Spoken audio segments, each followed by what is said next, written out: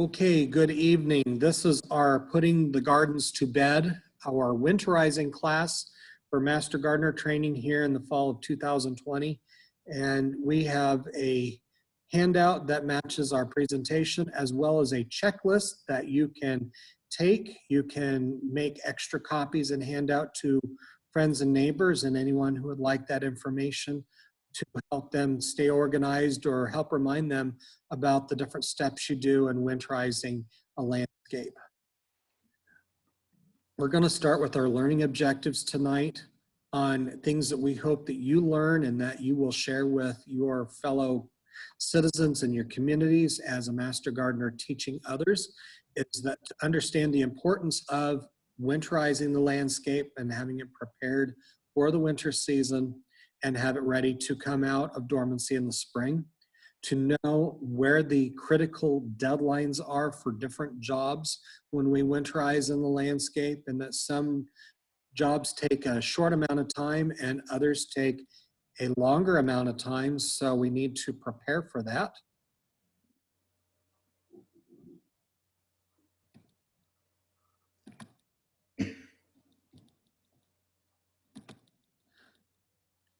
Then we will also talk about how to actually winterize and different tips and tricks that we can give. And my list is just a scratching on the top of the iceberg. So if you have suggestions at work, please jump in and share those, and I will share them with the crowd and on the recording tonight. And then also realize that there is an economical and a environmental impact of correctly winterizing, whether it is helping those tender plants survive to the next season and thrive, or whether we're reducing the chance of a weed pressure problem somewhere in the landscape, or we're wanting to keep our grass stand healthier. Those are all things that are amount of time. Also has an environmental impact because, for instance, if we have poor density in the lawn because we have a weed problem, then that allows other weeds to come into the landscape later. Then we have to treat those, and that is introducing a chemical most of the time. And it's also your time working to get rid of that problem later on. So we're going to look at the assessments and the priorities, and there's many different things that we're going to look at. So we're going to look at winterizing from basically right after Labor Day into December, and where we build a realistic plan on what we have in the landscape and cover only the topics that you have when you build your plan. The other topics are just for your information. So if you wanted to add different pieces in, so for instance, if you wanted to put in a water feature or a garden pond, there are pieces in there that we are going to talk about. And so that'll give you some information when you plan for that garden pond coming up in the future. Breaking those landscape pieces into sections so it's a little bit easier to work with than focusing on one piece, getting it taken care of, moving on to the next instead of overwhelming when you see the big picture altogether. Also assessing your landscape on what needs to be done now, what can be done later, and building those priority lists for work. So when we talk about priorities, what are the things that need to be done now versus later? What projects are going to take a fair amount of time that we need to budget enough time to get the job done versus ones that can be squeezed in here and there. Also know that Western Nebraska weather is very unpredictable as always. And so every once in a while we'll get that blizzard that's early, or we have time set aside and then we have a couple days of rain hopefully come in and change our plans. So those are all factors to consider. So thinking about the deadlines, thinking about when we need to get it done, and know and watch the weather to see what happens. Also go from one step to the next on the list. So my checklist is just the start. You can build your own, but maybe spur an idea for you for the next list for yourself. And then make sure you allow for some weather changes and schedule changes, because you know we have family events, we have community events, we have personal events or things that need to be taken care of. that change our schedules up really fast. The next thing are our project areas. And so these are the ones that I broke down to talk about tonight. So gutters and downspouts, lawns, vegetable gardens, flower beds, compost collections, your tools, tree pruning time, and water features. So you may have one, you may have all of these. So let's talk about each one of them. So let's talk about the gutters and downspouts first, because we have leaves that are falling right now. And of course, we're going to have leaves that are going to fall into those gutters and they're going to plug up the downspouts. So we want to make sure that we start with getting a sturdy ladder that we can walk, that we can crawl up on, and hopefully have someone spot you as you're crawling up that ladder so you don't have an accident, because it's really tempting to want to crawl up to that top rung, and anyone in safety will tell you not to stand on that top rung, but we know that people do. And also, sometimes we tend to reach a little too far. It's like, I don't want to move the ladder. So we reach a little too far and then we could have an accident. So we always want to make sure that we have someone else out there with us, just on the safe side. It's best to get those gutters removed with the debris, because not only will you have leaves, you'll have other foreign objects, you will have material like off of your shingles that'll come and it'll kind of turn into a sludgy, wet, rotten mass most of the time. That you want to get that out. And also flushing the downspouts so they're not plugged at the bottom. You don't want frozen water backing up against your foundation. So that's a real problem later on. Could impact leaking in a crawl space or a basement, or pushing up against a foundation. That's not good. So it's good to flush that downspout with water at the top and let it run out. On a warm day is best, and let that drain out. So if you have an area that does not drain, you want to make sure that your soil will drain and over time, so it's not standing there. And also elevate that drainage so it comes out and away from the house and doesn't rest up against the side of the house. So I have a few simple pictures here for you to look at. So when we're talking about that, you have someone that is not standing on the top rung of the ladder or the step, which is good. And they are using gloves, which is also a good thing. You don't know what may be in there. It might cut your hands. That you have plenty of space. You also have a picture here of someone that had a bucket that is hooked to the ladder. They can drop the debris in so that they can carry that off. The next one is a picture on the top of someone using a hose and running the hose. Also someone spotting them. It's really important with the garden hose to have someone spot. If you're standing on top of the ladder and you're trying to pull that garden hose, could lead to an accident where your center of balance is off and you can fall. Some of the downsides of having all those leaves are seedlings. Invariably, there will be seedlings, and you will also have your friend squirrels be planting acorns and all kinds of seeds in the downspout, and you'll have volunteer trees. So it's good to get those removed. There are some type of devices that will screen into your gutters and your downspouts to try to remove some of the debris. We've had kind of mixed reviews on the effectiveness of that. I've had some people that really swear by it and it's a benefit, and others that say it just gets in the way. So that's a take it or leave it, but I wanted to share that with you. And the next one here is where we have the downspout, the tray that is going to move that water and debris out is at an angle, so it's coming away from the house and not sitting up against your foundation, is really important. So next, we're going to talk about the lawns, and we're looking mostly at our cool season lawn for this case, which would be our buffalo grass and our tall fescue. They're still green. They have not went dormant. Our buffalo grass and our zoysia and our blue grama are all warm seasons, and they will go and they will go to dormancy by now as we're presenting here in mid-October.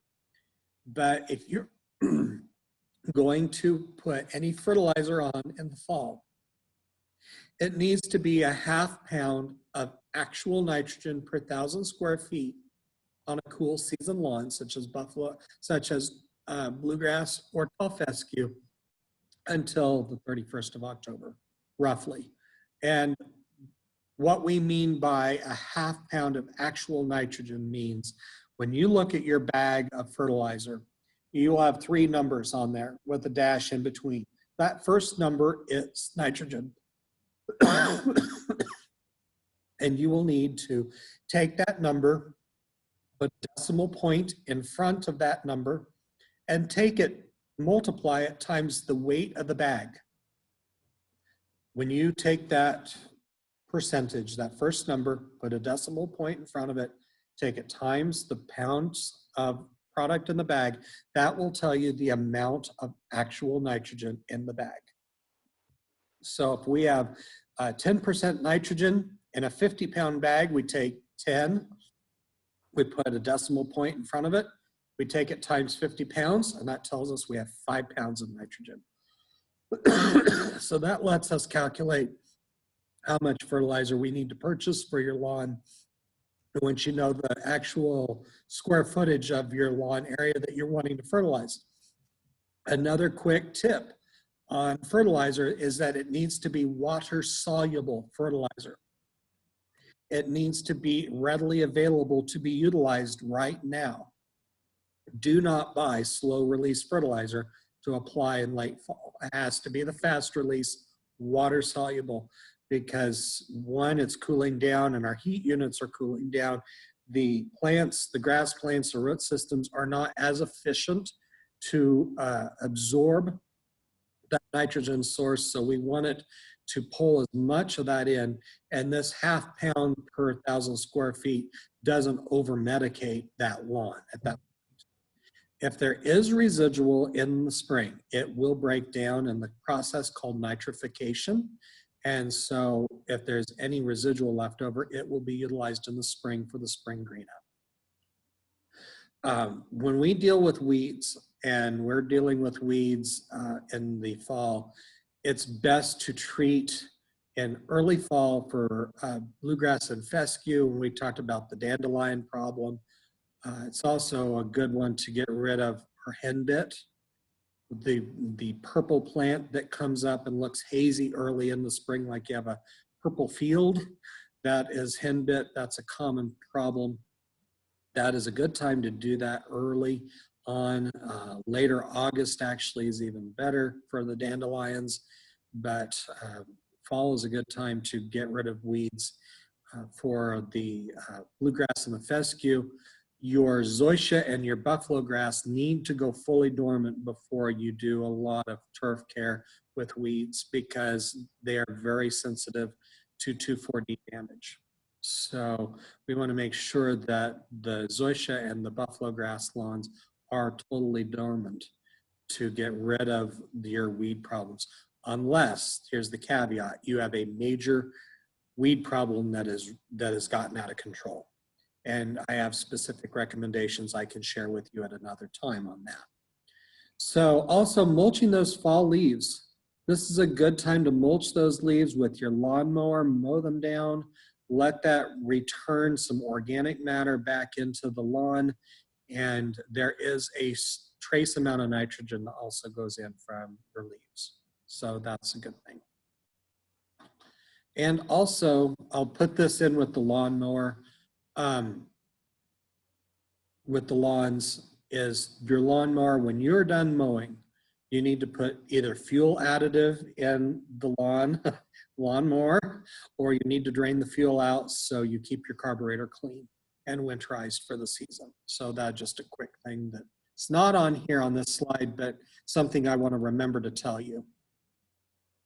Our vegetable garden, this is an example. We just took apart the donation food pantry garden here at the West Central Research and Extension Center this afternoon. And so what we were doing is we were pulling the plant cages, especially tomato cages, or any types of staking or trellising or cattle panels. Some people will put cattle panels up for crops to grow up on. Those need to come out, and you need to take the stakes out. If you have stakes in, you need to remove those.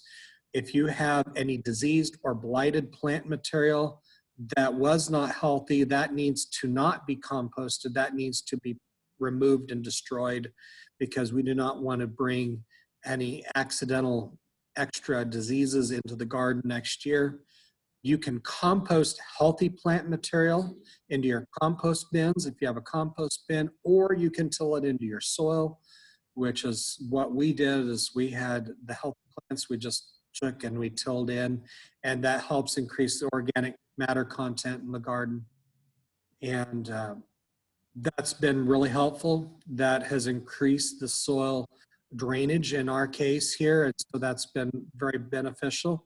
And also the last one is to avoid using fast tiller speeds when you're tilling. If you are tilling in your garden and all you're kicking up in your garden is a really fine powdery soil, that tells us that we could have a hard pan layer being built up. So for those cases, if you have the ability to disc or to plow the garden and break up the hard pan, that would be beneficial to get down there and break that hard pan up. Or if you do no-till, you don't have to worry about it. If you no-till, then you're not doing any tillage, and so you're hoping that other practices with your crop rotations and also bringing in cover crops and other vegetable crops that can be overwintered. For instance, we will be planting turnips into our garden area, and as those turnips grow over the winter, they will help break up a hard soil. So that's another way to do. We have lots of people that do still till, and so you know we try to present all factions in that. Sunflowers are another one, because sunflowers have a very deep, big root system that will break up a hard soil. So that's another one to think of. Flower beds, and we're talking about the herbaceous plants, so the plants that die down at the end of the year, and our perennials. So we can think of our roses as well in here. We want to be able to collect our seeds, if you're a seed collector, to collect those seeds out and the pods. And for next season, that was covered last week in last week's Master Gardener class. We want to remove any dead or dying annual plants and just remove them. If you throw them in the compost bin, sometimes we end up with volunteers coming out of your compost bin. So that's a possibility. Cutting back your perennials, such as your iris and your peonies, to a height of 6 inches after a hard frost. So after we get the killing frost, then we can do that trimming. And we can fertilize with 10-10-10 fertilizer on iris, daylilies, peonies, and spring bulbs in the fall. You also can plant your tulips and your hyacinths and your daffodils in the fall as well.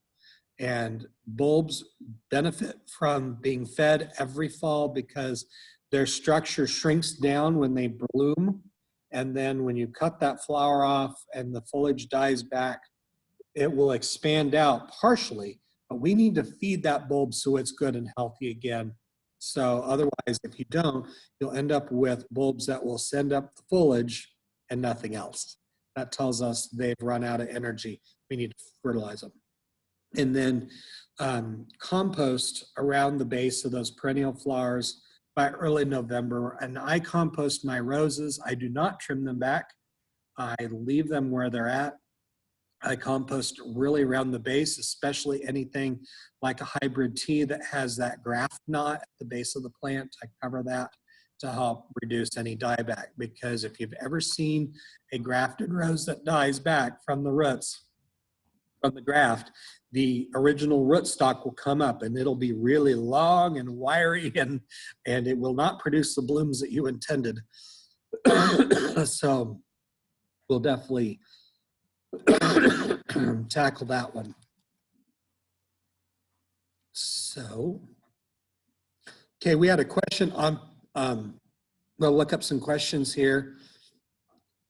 Purslane in an area of the vegetable garden that got passed, should I still pull it out? You sure can pull the purslane out. At least that will get a bunch of the seed population removed. If you don't pull it out, then you maximize the seeds that are left behind. So that can be a problem. You can use, and then the question is, liquid fertilizer would be the next one by Patricia Henry. Yes, you can use liquid fertilizer versus granular. So that is perfectly acceptable. Okay. Got another chat here. Okay. So here's some pictures of what I was talking about. When you buy iris, for all those iris aficionados out, you will get a rhizome with a cut top. And you can cut your tops back. It is recommended on iris because that reduces the chance for the iris stem borer to come down the fan, and it'll go and it'll burrow into the rhizome. And so when you do dig up your iris every so often, you'll see holes in the rhizomes. That is from the iris borer doing its job, putting holes in your iris rhizomes. So it's okay to take those iris and cut them down to 6 inches. Just make sure you use a clean knife or shears. Peony foliage will turn a bright golden or red color. And so that has some good decorative value. People will want to cut that down. And so when we do get a major frost, you can cut that back. That won't be a problem. And then iris, or with the daylilies, I've seen people plant daylilies way too late and the things survive. And because they're just such a resilient plant. And I've done that as well when I had to go dig them out of someone's yard that I really wanted to keep. That's not ideal, but I did it. And the law of averages are pretty favorable with them. Just cut that foliage off and that will help them out. Now we're going to talk about our compost piles. And so if you have a compost pile that is established, we always add at the base a 2-inch layer of soil, then about 3 to 4 inches of green material, then another 2 inches of soil on top of it, because it's the pressure and the heat that's got to go pack that organic material down to break it down over time. And the rate will slow down because we will be cold. So, and also potentially drying out. So after you have added 3 to 4 inches of compost, green material, then let's put 2 inches of brown material on top of it to help pressure it down and to help break it down. Do not add diseased or blighted plant materials because we are not 100% sure that that will kill everything. So we want to make sure that our compost is disease-free as possible. Some items that people will put in that are okay include hair from beauty salons, wood shavings. Make sure you don't put walnut shavings in because they do have that compost or that compound called juglone that can be a deterrent to plant growth. So avoid putting the shavings. We use chicken litter from our chicken house. We put that in the compost bin and that's perfectly fine. Shredded paper works good, so you can use shredded paper in there to help activate the compost and mix it around. Eggshells, coffee grinds with the filters, all those things can be composted. And water that compost pile here in the fall and stir it up. Keep it moist, keep the activity going at least a little bit in the compost bin. So once it warms up next spring, then it'll really take off and it'll start to get that warm core in the middle that starts breaking everything down, and you can add the next layers coming up in the spring. So then also talking about tools. Tools are important. They're an investment. We want to keep them in good repair and we don't want them to be damaged. How many have seen people that just leave garden tools out all winter, or every once in a while you forget something and they get left out there and you get a surprise. So I've done that too. Don't feel bad, but it's always good to put them in a dry place outside of the wind and out of the elements, and try to use a container where your handles are going down and the tines or the spade of the shovel is always up, because you don't want that material to rust. If at least if it's upright, then it helps that. So that's always good. And cleaning tools is really good to reduce corrosion and rust. And steel wool is really good to use. You can also use a soft brick. If you know of those soft bricks that have kind of had that really soft edge after they've broken up, you can scour really good with them. That works good. Another compound that works is called navel jelly, and you can buy that at hardware stores. It's in a plastic bottle, and it looks kind of like kids slime. And you put that on with a wire brush or a scrub brush on the rusted area. You wait 10 minutes, you scrub it off and rinse it off, and you'd be amazed how much rust comes off of rusty tools with that. So it works really good. You rinse that with hot soapy water to remove any sap or resin, like on pruners. That's really good to do that first, and then, you know, maybe scour them down with some alcohol wipes or something like that. Works great. If you need to sharpen tools, this is a good time to get your grinder out and go and get those sharpened, and then spray some type of lubricant such as WD-40 on them to keep them limber and rust-free. Where do you find these? I bought mine at Ace Hardware, and it works really good, and it's called Navel Jelly, of all things. But I bought mine at North Platts Ace Hardware. And it's in a jar about, or a plastic bottle about yay tall, about 6 inches tall, very concentrated. It is an acid, so be very careful handling it because you do not want it to touch your skin. It can remove rust. It can definitely mess up your skin. So be careful. Okay, the next one is tree pruning time, and we get a lot of misnomer questions on, is it time to prune the trees because it's fall? The best question is, what type of tree do you have, and when are you wanting to do the pruning? Because just because it's fall does not mean it's the right time to do it. And sometimes we get people excited on a weekend that they're going to do all these jobs, and tree pruning is really important to do at the right time with deciduous trees where their leaves fall off. So we want to make sure that our blooming plants, such as our forsythia and our flowering almond and our lilacs, we prune those next spring. We do not prune those shrubs, those woody shrubs now. We wait till later. Our fruit trees should be pruned usually in February or March. And then shade trees should be trimmed only after the fall leaf drop.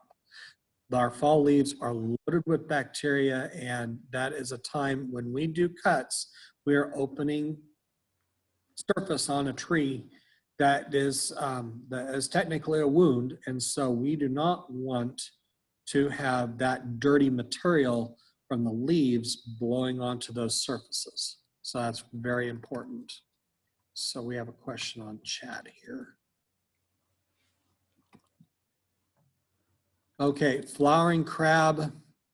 I would wait till the leaves have fallen off the lane to do that. And then when we do trim our flowering crabs, we remember the third rule, meaning we do not take more than a third of the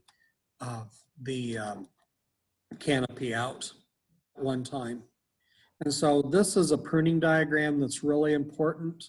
We want to avoid what we call a flush cut. We don't want someone cutting right along the trunk. That's called a flush cut. We want to cut into the branch collar here. You see these dotted red lines.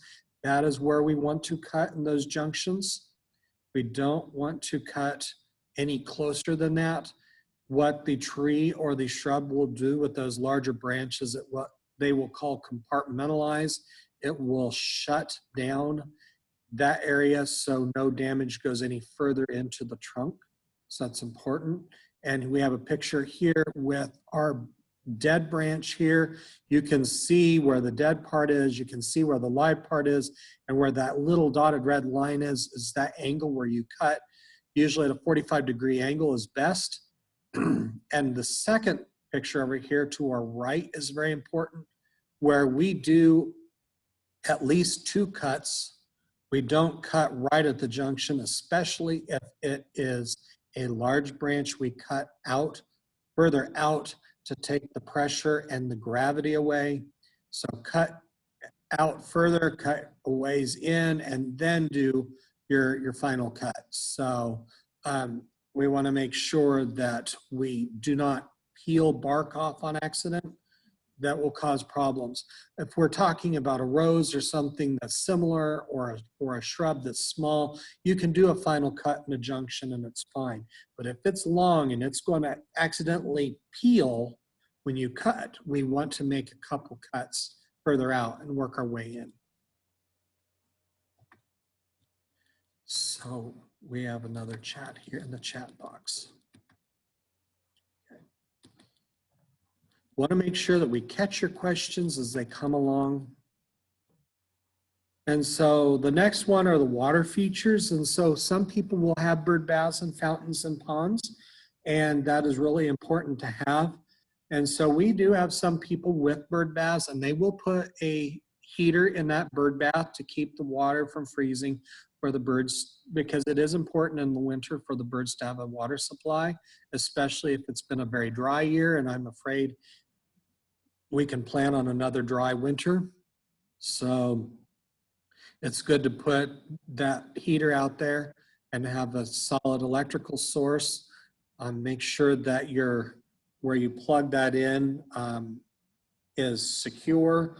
That also when you're plugging into your heating element, that it's not going to get wet. We don't want any shock. So always use outdoor grade cords, safety cords, so we're not using the indoor ones that are not as safe. Very important. And the same thing for a fountain. Some people keep their fountains going in the dead of winter. Same thing. It's important to take your fountains apart or your bird baths apart in sections. So a lot of times in a bird bath, you have a bowl that lifts up. And if you don't want to have the bird bath out, you take that bowl in and you take it into the shed for the winter time. So especially the concrete ones or resin ones, so they don't break or crack from exposure to the winter. And fountains are the same way, especially those ones that are tiered, that you can take them apart, or you can buy a fancy cover or a tarp and you can tarp those water features down. So if they're heavy and you don't want to move them, I understand. Just cover them down and then cinch them at the base so water doesn't get in there and freeze and potentially damage the materials. So we see fewer and fewer concrete fountains and water bird baths now. Most of them are made out of resin, and the sun does such a number on things anymore that it breaks down resin really fast and it tends to crack. So that's something to think about. We also want to make sure that we drain our sprinkler systems out, check our backflow devices, make sure so we don't have anything backing up in the backflow. We need to blow those lines out so we don't bust our lines under the ground in the sprinkler system. For our lawns, that's really important. Also, we want to make sure we drain all our garden hoses so we don't have any water hoses with water sitting in them backing up. And we need to make sure that they're stored away from the sunlight, because even in the shed on a bright sunny winter day, that light will come in and will degrade the hose material. And that's where we get our leaks, where it breaks down. You turn that water hose on full blast and you'll get a shot of water out of the side. That's those weak areas over time, partially because of the sun. So please store your water hoses, garden hoses, drip lines, all in a dark area so they don't degrade on accident. Okay, so the next one is the pictures that I have with the good outdoor electrical grade electrical line.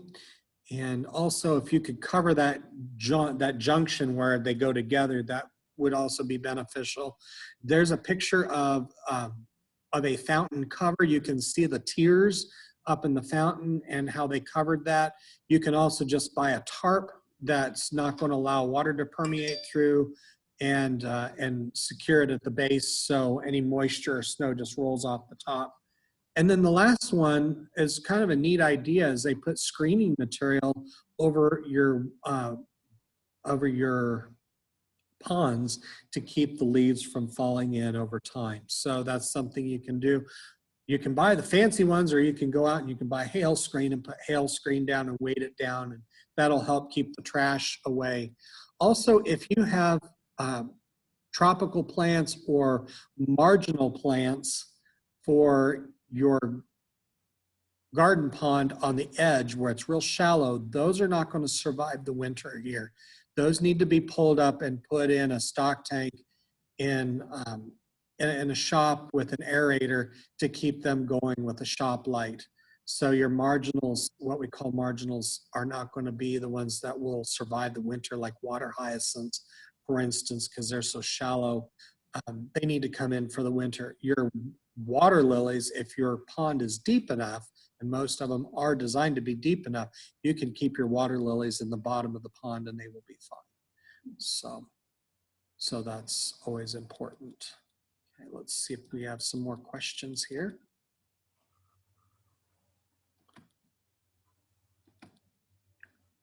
Okay, something I do to protect my pottery is to dump the soil out each fall in the garden and clean the containers and store them inside. And that's really important with containers on pottery, your terracotta, as well as your plastic, because plastic degrades down. And I've had my lick tub, my Cal mineral lick tub gardens over the years are starting to break on the sides just because they just degrade with the sun in the winter and the elements. So it's always good to dump your containers out and move them in. So thank you, Elaine, for bringing that up, because that is important to get those placed in a safe place, because that's expensive to leave that stuff out and leave those containers out and they break, especially if they're large and they're the nice painted ones. Those cost money, so you want those to stay in good shape and out of the weather and out of the elements, very much so. So my list is not exhaustive, but it's great that people are chiming in and giving suggestions on what has worked for them, because that's part of the idea with Master Gardener, is to share what we have as resources and tell people. So we have this great set of people that can share all kinds of great information, so that the terracotta pots do need to come in for the winter. And so it's very important. So here's my contact information if you didn't have it already. And for those of you who did not know, I am officed in the Extension office in North Platte, and the address is 348 West State Farm Road, and the office number is 532-2683. And our office managers, Vicki and Emily, are happy to take your calls. And if I'm out of the office, they will find me and I can return those calls to you. So I'm going to stop my screen share, and I was going to show you the list that I gave you. So I want to make sure that you have that as well. So I'm going to pop it up here on my, you have the PDF version of this. I'm sorry, that was the wrong one. You have the PDF version of this handout also. So, but it is a lot of the things that we talked about tonight.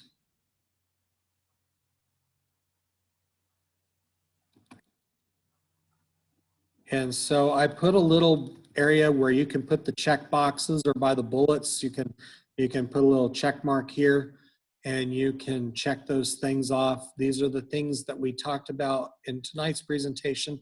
And on the slide set, you can make copies of this and send it out to your friends or garden club members. So they're welcome to have that. So this is ready for you. I will also have paper copies in the extension office for people to pick up if they want, or it has been emailed to you on your email with your login information for class. Are there any questions tonight?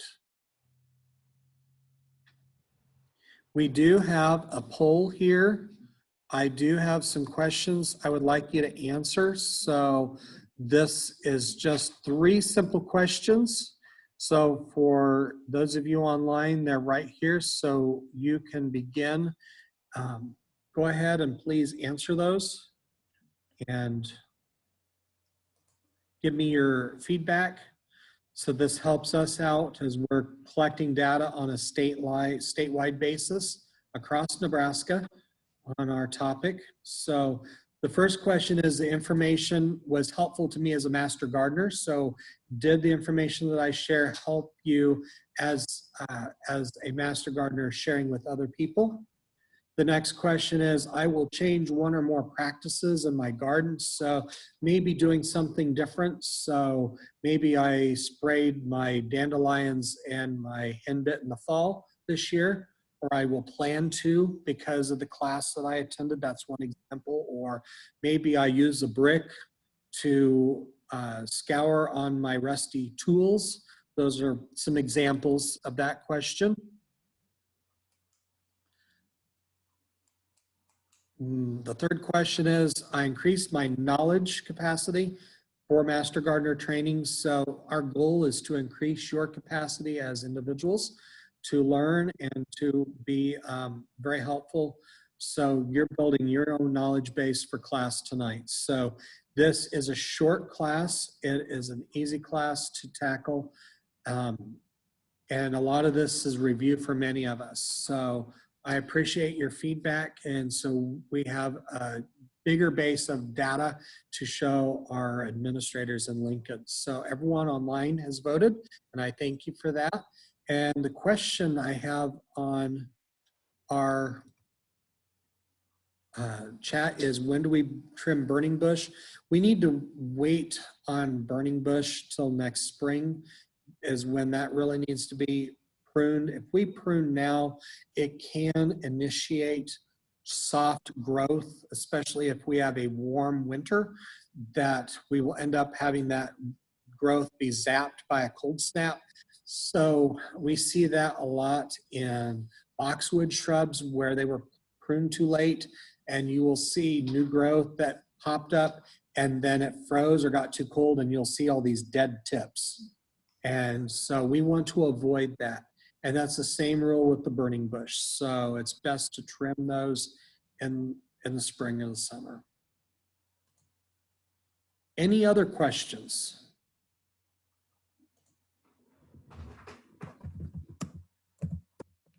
David? Yes. David, can you hear me?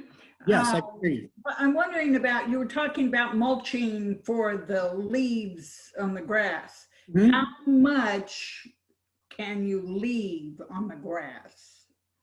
What would be I mean, I could go 6 foot deep. Yeah, you don't want to go 6 foot deep. Just a couple inches is optimal. Okay, okay. I'm trying to water now, hoping that then the leaves will be on there, and then if I do some of the mowing, you know, and leave some of the mulch from that, and that might go for the winter if it gets cold enough here. Yes, yes. 9 bark, we had a question about trimming 9 bark. You could trim 9 bark after the leaves have fallen. Remember, don't go more than a third of the entire canopy.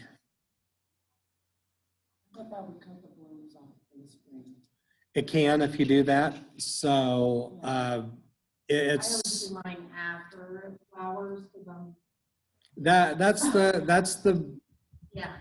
backstory of it. And some people are so sick of the lilacs that got out of control, and so they've trimmed them back. But 9 bark, if you want the flowers, you will wait 2 weeks after they finish blooming. So that's the rule of thumb. Wait 2 weeks after they bloom. But you can trim the 9 bark back if you wanted to. Sometimes they're so out of control too. So Yeah. so that's a preference. Maybe not the best one. The best practice is to wait after blooming, but we can prune some of that back. Like if it's a hazard, or if you have broken branches, that's something else that I can talk about too real quick. If we have broken branches and they're dangling and they can cause other damage, or they're up against buildings, or they're a potential hazard falling on something, it's good to get rid of those now. And that will not count towards the 1/3. So. Any other comments, questions? I told you this would be a short class tonight, and it definitely was. So once again, I thank you for participating, and hopefully you gained something new for class here tonight, and we'll get out of class early tonight and then resume next week. All right, so we're going to stop the recording.